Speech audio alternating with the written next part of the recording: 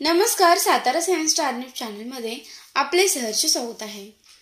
कोरेगावच्या जुन्या तहसीलदार कार्यालयातील फलक आणि जप्त केलेली वाहने तात्काळ हटवा, रमेश उबाळे यांची मागणी।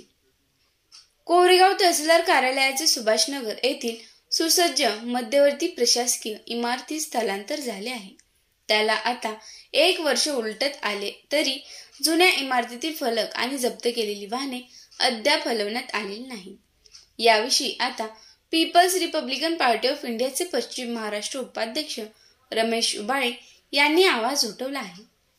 उबाळे यांनी बुधवारी दुपारी कोरेगावचे प्रांताधिकारी प्रमोद कुदळे आणि पोलीस निरीक्षक घनश्याम बल्लाळ यांच्या नावे निवेदन सादर केले असून तात्काळ याविषयी दखल घेऊन कारवाई करण्याची मागणी केली आहे। उबाळे यांनी पत्रकारांना याबाबत सविस्तर माहिती दिली। महसूल प्रशासन अन्य विभागांना गतिमान कामकाज करण्याविषयी सूचना करते, स्वतः मात्र कशा पद्धतीने वागते हे जुन्या तहसीलदार कार्यालयावरून दिसून येत आहे। स्वागत कमान देखील आहे अशीच ठेवण्यात आलेली असल्याचे उबाळे यांनी निदर्शनास आणून दिले।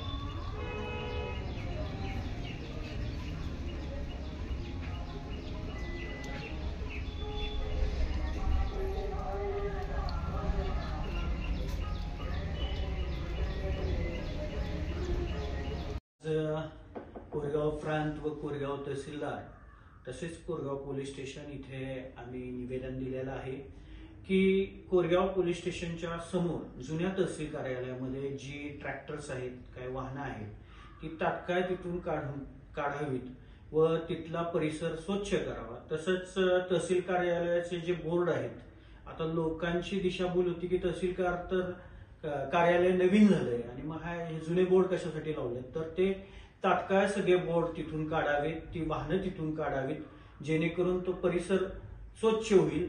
आपल्याकडे नूतन तहसील कार्यालयात भरपूर जागा आहे आणि याही पेक्षा सगळ्यात महत्वाची ही बाब आहे की त्या वाहनांवरती जो कर आहे, तो कर वसुली आजपर्यंत का झालेला नाही। ती वाहनं तिथं नुसती सडक ठेवलेली आहेत, ती ज्यांची वाहनं असतील त्यांच्याकडून तो कर वसूल करावा आणि शासनाच्या तिजोरीत भर करावी, अशी आम्ही या निवेदनाद्वारे प्रांत तहसील यांना मागणी केलेली आहे की आपण ही वाहनं तात्काळ हटवा, जुने बोर्ड तात्काळ हटवा, जेणेकरून जे आपल्या गावातील लोक आहेत, खेड्यातून लोक येतात, त्यांची दिशाभूल होऊ नये आणि ही जी कारवाई आहे ती तात्काळ करावी।